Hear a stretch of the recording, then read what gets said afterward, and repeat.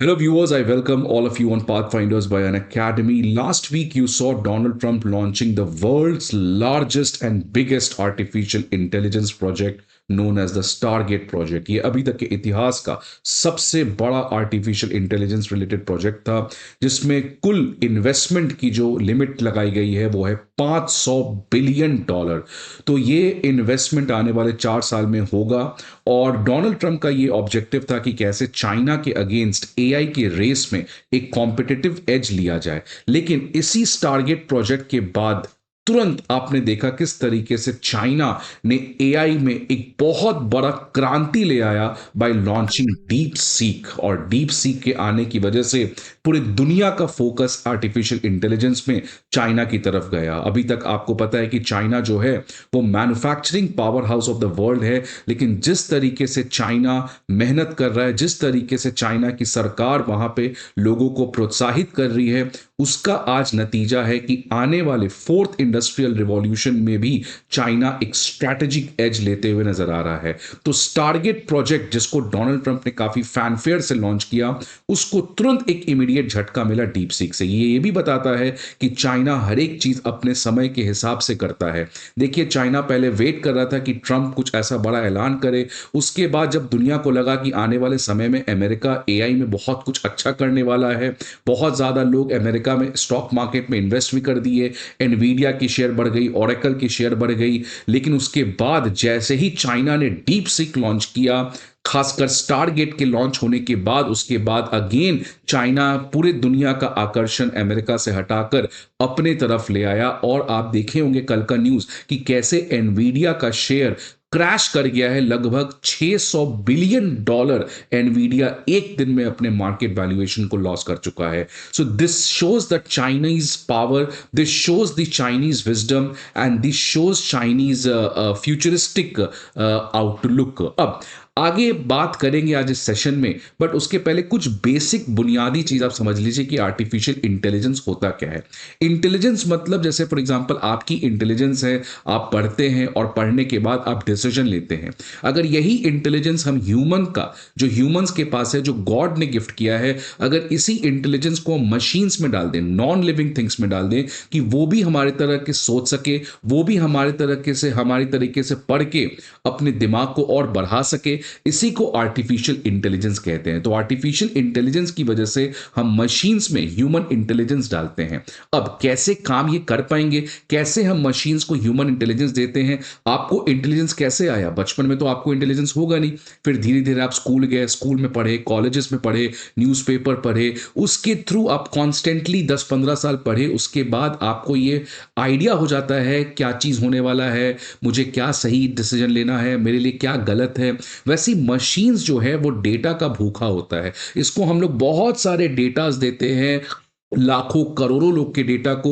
उन डेटा को ये समझता है, उन डेटा में से ये पैटर्न ढूंढता है, और उसके बेसिस पे फिर ये प्रिडिक्ट कर सकता है कि आने वाले समय में क्या होगा।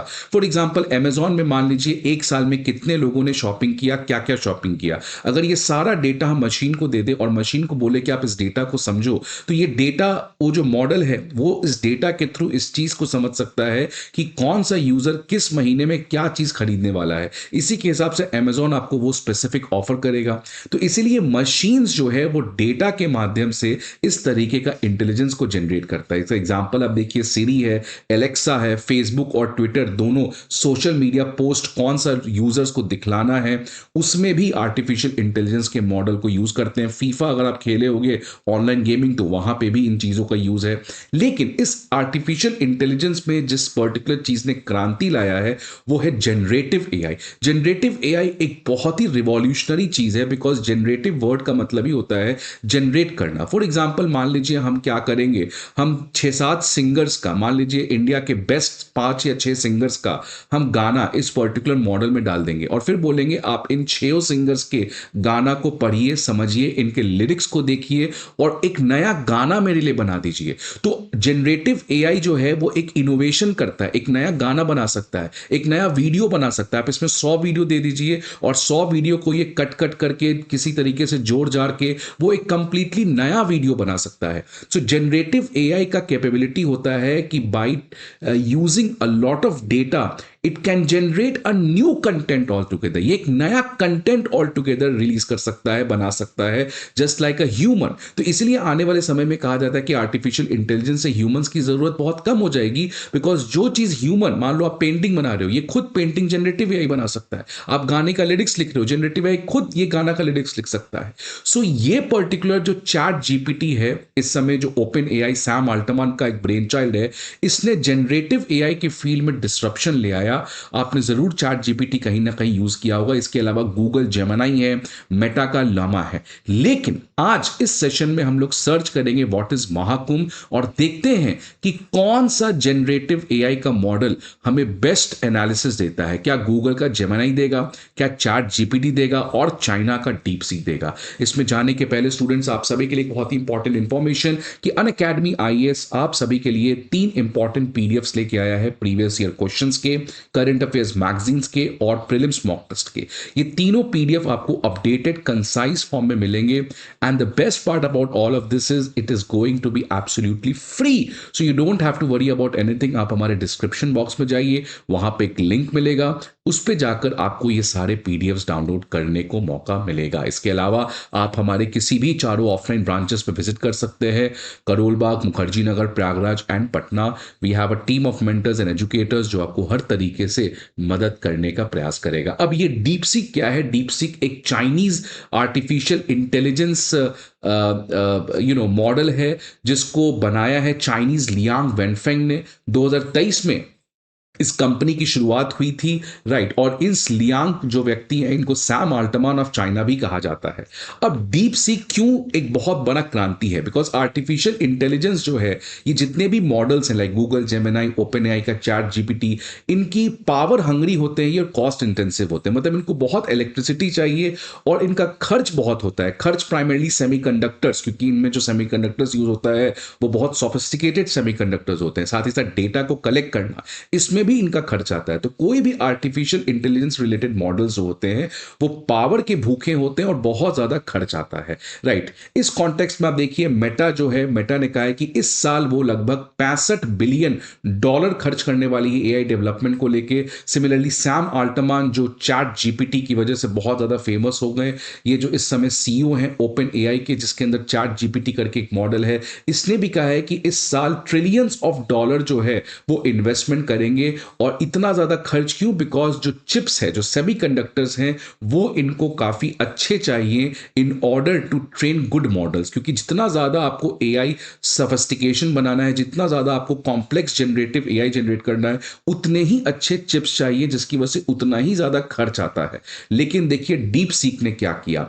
इस समय अगर हम बात करें कि जो डीप सीक है, इसको जो बनाने में खर्च आया है वो लगभग 20 गुना कम है as compare to chat GPT, जिसकी वजह से अभी तक का सबसे सस्ता generative AI model DeepSeek बनते हुए नजर आ रहा है। इसमें जो सेमीकंडक्टर्स हैं वो काफी कम sophisticated as compare to chat GPT, जिसकी वजह से इनका खर्च काफी कम हुआ।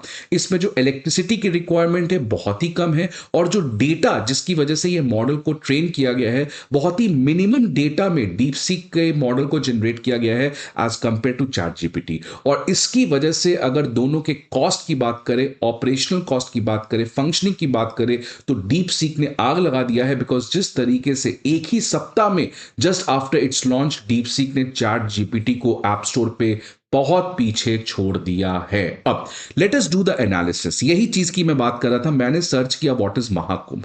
महाकुंभ क्योंकि अभी बहुत ज्यादा न्यूज में है और मैंने महाकुंभ के बारे में बहुत कुछ रिसर्च भी किया, तो मैं पहले जेमिनी पे गया। जेमिनी का मॉडल मुझे बहुत ही खराब लगा। इसमें मुझे जो टाइम है वो बहुत ज्यादा टाइम लगा। और देख सकते हैं जेमिनी में केवल विकीपीडिया का लिंक दे दिया कि आप विकीपीडिया पे जाइए, बिकॉज गूगल का जेमिनी है तो उसने विकीपीडिया का लिंक दे दिया है और एज सच कुछ अच्छे से एक्सप्लेन नहीं किया है। तो ये मैं वर्स्ट मॉडल मानूंगा गूगल का जेमिनी।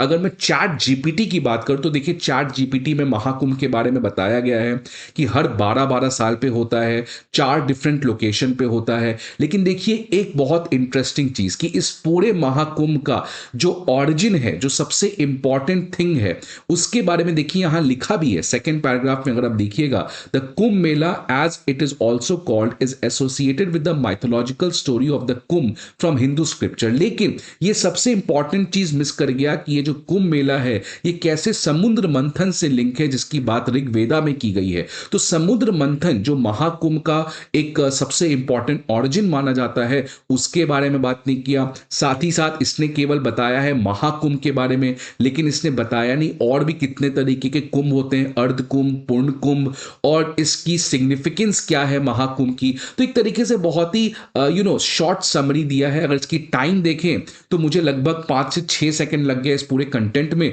लेकिन जैसे मैं डीप सीक पे गया तो मुझे 3 सेकंड में ये पूरा कंटेंट मिला। और देखिए कितने अच्छे से ये पूरे कंटेंट को लिखा हुआ है। पहले एक इंट्रोडक्शन बताया गया है कि महाकुंभ कहाँ कहाँ पे होता है, इसके बाद देखिए प्रॉपर्ली बताया कि कुंभ मेला कब होता है, महाकुंभ मेला कब होता है, अर्ध कुंभ मेला कब होता है। फिर सेकंड पैराग्राफ में अच्छे से बुलेट पॉइंट करके बताया है कि माइथोलॉजिकल सिग्निफिकेंस क्या है, समुद्र मंथन से नेक्टर ऑफ इमोर्टैलिटी अमृत निका, और वो जो अमृत है वो 4 जगह गलती से गिर गया, जिसकी वजह से 4 लोकेशंस पे हम कुंभ मेला भी बनाते हैं। फिर देखिए अभी खत्म नहीं हुआ है, रिचुअल्स एंड प्रैक्टिस के बारे में बात किया, स्केल एंड अटेंडेंस के बारे में बात किया, कल्चरल एंड सोशल इंपैक्ट के बारे में बात किया, और लॉजिस्टिक्स एंड मैनेजमेंट। और मैंने पहले भी कहा कि ये पूरा इंफॉर्मेशन मुझे 1.5 से मैक्सिमम 2 सेकंड में मिला, और यही इंफॉर्मेशन मुझे 3 से 4 सेकंड में आपको चैट जीपीटी दिया, और गूगल जेमिनी तो मुझे कोई इंफॉर्मेशन दिया ही नहीं। तो आप देख सकते हैं कि डीप सीक जो है वो कितना ज्यादा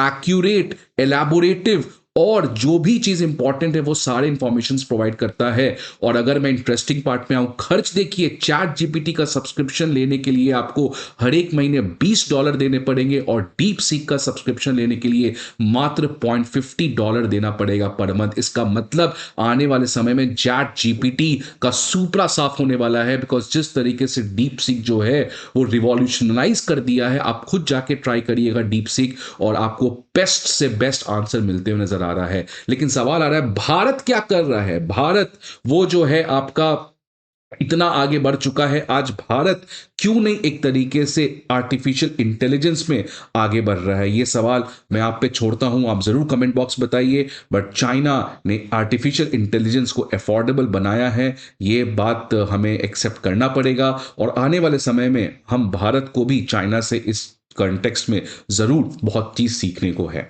आपके क्या व्यूज हैं, आपको कौन सा तीनों मॉडल बेस्ट लगा, आप खुद सर्च करें फिर हमें रिजल्ट बताएं। आई होप आपको ये वीडियो अच्छा लगे।